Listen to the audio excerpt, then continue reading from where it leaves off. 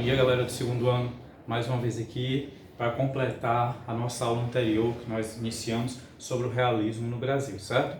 E aqui hoje eu vou completar essa aula falando exatamente sobre os autores e as obras do realismo no Brasil.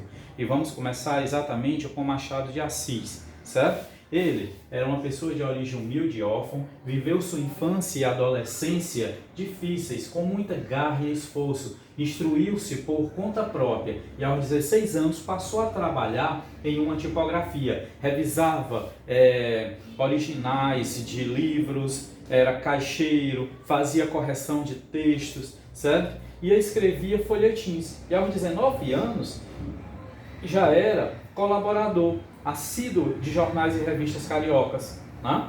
Funcionário público de destaque, o brilhante escritor, ou seja, Machado de Assis, essa era machadiana, obteve sucesso na literatura já na década de 1860 e tornou-se monumento nacional, um dos grandes escritores que o Brasil já teve. Melhor ficcionista do realismo, foi, antes de 1881, também um autor romântico. Além de romances, ele escreveu contos, poesias e peças teatrais. Só que muitos confundem Machado de Assis pertencendo à escola romântica, mas na verdade ele pertence à escola realista. Ele escreveu romances na época do romantismo, mas ele se caracteriza realista, tá? Cuidado com isso aí em perguntas de concurso. Inspirados na Academia Francesa, Medeiros e Albuquerque, Lúcio de Mendonça e o grupo de intelectuais da Revista Brasileira idearam e fundaram, em 1897, junto ao entusiasmado e apoiador Machado de Assis, a Academia Brasileira de Letras, com o objetivo de cultuar a cultura brasileira e principalmente a literatura nacional, certo? Unanimemente, Machado de Assis foi eleito o primeiro presidente da Academia Brasileira de Letras, logo que ela havia sido instalada, no dia 28 de janeiro do mesmo ano. Ele escreveu romances românticos como Ressurreição, A Mão e a Luva, Helena e a Iagacia. Também romances realistas, Memórias Póstumas de Brás Cuba, que nós vamos comentar já, tá? Quincas Borbas, Dom Casmurro, Esaú e Jacó e Memorial de Aves. Então, vamos ver exatamente, na poesia, ele escreveu Crisálidas, Falenas, Americanas e Ocidentais. Depois, ele escreveu contos como Contos Fluminenses, Histórias da Meia-Noite, Papéis Avulsos, Histórias Sem Data, várias histórias, páginas recolhidas, Relíquias da Casa Velha e outros, tá? Então, isso aqui são apenas algumas que vocês têm que observar e procurar ler e conhecer um pouco a história dele. Nós temos aqui também, agora, Memórias Póstumas de Brás Cubas, certo? Com Memórias Póstumas de Brás Cubas, publicado em 1881, Machado de Assis inaugura o realismo nas letras brasileiras. A partir dessa obra, ele se revela um arguto observador e analista psicológico dos personagens. Ele começou a desenvolver uma psicologia, começou a observar a sociedade naquela época, antes de colocar os personagens dele dentro da obra. Então ele estudou, ele viu as ações para poder trabalhar essas ações dentro dos personagens, certo? Então dentro disso aí ele foi altamente psicólogo. Olha só, o ritmo da obra é lento, com várias digressões, narrado de maneira irreverente, irônica por um defunto autor. Ou seja, ao invés dele contar a história do começo e até o fim, ele inverte, ele começa a contar a história da morte do personagem até o dia em que ele nasceu. Então ele desvenda essa história ao contrário. E ele escreve minuciosamente para que você entenda. Ou seja, um dos poucos autores a iniciar uma literatura escrevendo do fim para o começo. Então ele conta essa história. É interessante, tá? Em condições do autor defunto, permite ao narrador suspender a narrativa ao tempo, dialogar com o leitor no momento e que sugere estar escrevendo algum capítulo e até mesmo propor ao leitor a suspensão de algum capítulo. O tempo para o narrador é suspenso e ele vai visitando o seu passado, conhecedor que é dos segredos após a morte, sem revelar ao leitor tais mistérios. Vai se mostrando um narrador irônico acerca das paixões humanas. Então, ele brinca com o sentimento do homem, certo? Ele desenvolve essa brincadeira no tom irônico em suas obras. Brás Cubas vai contando a sua vida e contando os vários episódios que ele viveu. Ele conta as travessuras que viveu ao longo da vida, certo?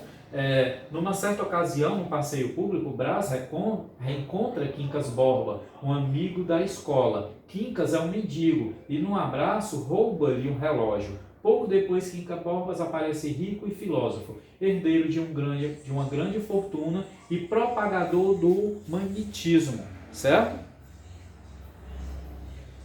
Quincas Borba foi em homenagem ao autor também, Quincas Borba, ok?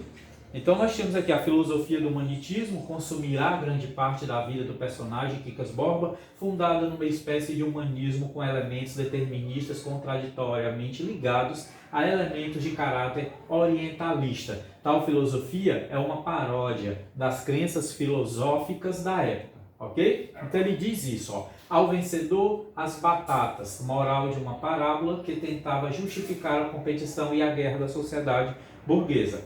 No outro reencontro, Brás Cubas vê Marcela, velha e arruinada, num subúrbio do Rio de Janeiro. Virgília lhe é roubada por Lobo Neves, jovem mais decidido e confiante. O pai de Brás Cubas morre, deixando, porém, claro o desgosto que tinha com o destino que as coisas tinham tomado para seu filho, nem casamento e nem carreira política. Tá? Anos depois, Brás Cubas, um solteirão, e Virgília, a esposa de Lobos Neves, tornam-se amantes. Olha só o desenrolar da história. Tá?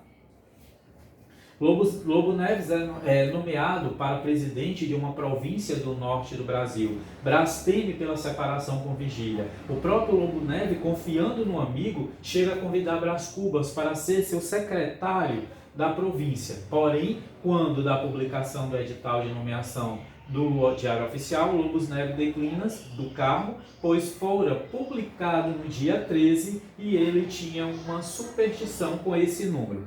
Virgília fica grávida de Brás Cubas, o desejo de ter um filho enche de esperança o Brás, quanto ao desfecho de sua situação amorosa. Porém, a criança morre antes de nascer e os amantes se separam. Lobo Neves é novamente nomeado para presidente de outra província e desta feita, os amantes se separam. Sabrina, a irmã de Brás, arranja-lhe uma noiva, Eulália, que, no entanto, morre vítima de uma epidemia.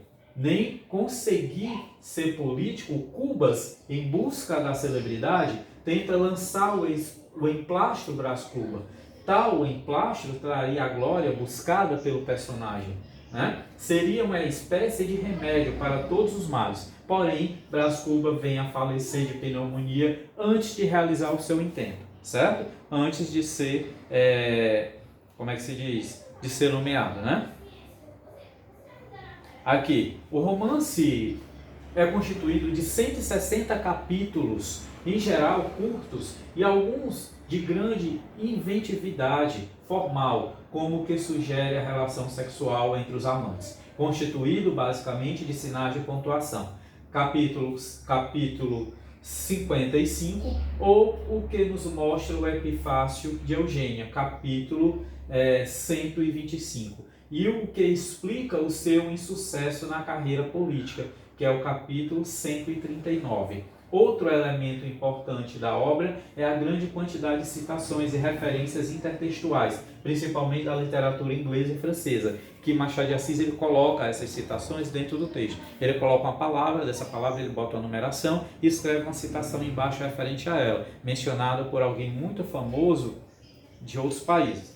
Então aqui nós temos a segunda obra, chamada Dom Casmurro.